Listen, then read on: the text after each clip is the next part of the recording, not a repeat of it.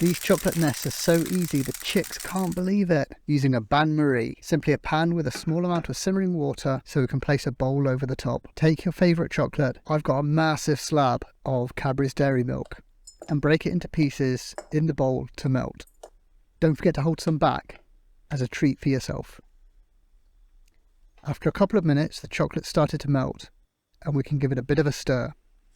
And just a couple minutes more, we have some beautifully melted chocolate. It doesn't matter if you've still got a few lumps of unmelted chocolate. The residual heat in the bowl will gently melt these away. Hello little chickie. You've come to check out how delicious this chocolate looks. Oh, you've brought your friends. That's okay, I'm cool with an audience.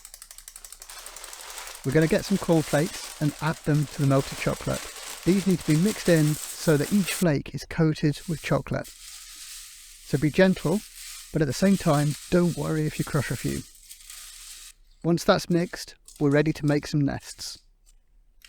That's okay, you can all watch. We'll take some of the chocolate cornflake mix and put it in each cupcake case.